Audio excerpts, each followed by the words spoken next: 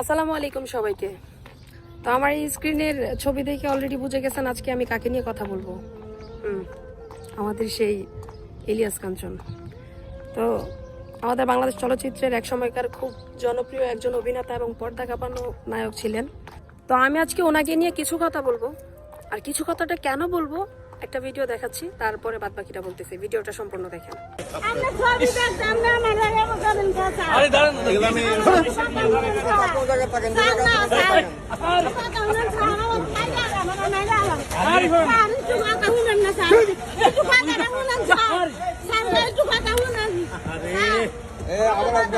কি বলবেন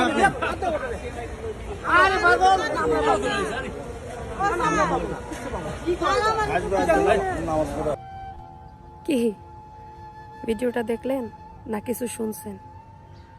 আমি বলি, এই ভিডিওটা দেখার পরে কিছু মানুষের অজান্তেই তাদের দিল মন কেঁপে উঠছে। কেন? তার আর্তনাদ, তার আকুতি মিনতি, তার ভিতরে যে একটা আর্তনাদ ছিল, স্যার স্যার স্যার একটু শোনেন, স্যার একটু শোনেন, দরকার হয় আমাকে মাইরা ফেলান। কাঞ্চন স্যার, আপনাকে একটা কথা বলি, আজকের ইলিয়াস কাঞ্চন আপনি কিন্তু একা হাইটা হাইটা এখানে চলে আসা পড়েন নাই না। ইলিয়াস কাঞ্চন আপনি একা একা হয়ে যান নাই। আজকে যে ভদ্রমহিলাটাকে আপনি ইগনোর করলেন, ধাক্কা দিয়ে দূরে সরাই দিলেন, তাকে 2 মিনিট সময় দিতে পারলেন না, উনি এবং উনার মতো কিছু মানুষের কারণে আজকে আপনি ইলিয়াস কাঞ্চন।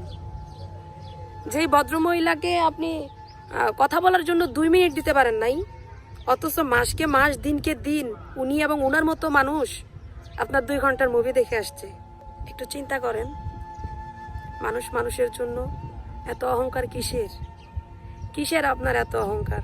একটা মানুষ তার জীবনের বিনিময়ে বলতেছে স্যার আমার কথা শোনেন, আপনাকে ডিসরেসপেক্ট করে বলে নাই, রেসপেক্টের সহিত বলতেছে স্যার আমি আপনার ছবি দেখি, স্যার আমার 2 মিনিট কথা শোনেন।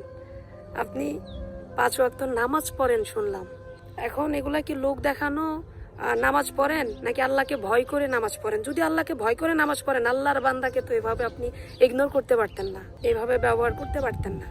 অহংকার রাখিয়েন না, ভুলে যায়েন না। শেষ কথা একটাই, যাদেরকে আপনি এভাবে ইগনোর করলেন, যে মানুষটাকে আপনি ইগনোর করলেন, আল্লাহ না করুক তার দোয়ায় হয়তো বা আপনার ইলিয়াস কাঞ্চন থেকে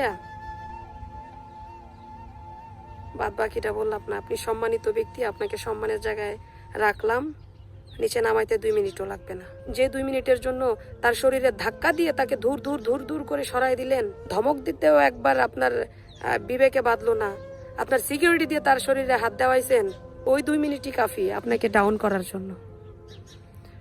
আবারও বলতেছি, আপনি সম্মানিত ব্যক্তি, ভালো থাকবেন। অহংকার পতনের মূল, শেষ কথা এটাই, অহংকার করিয়েন না।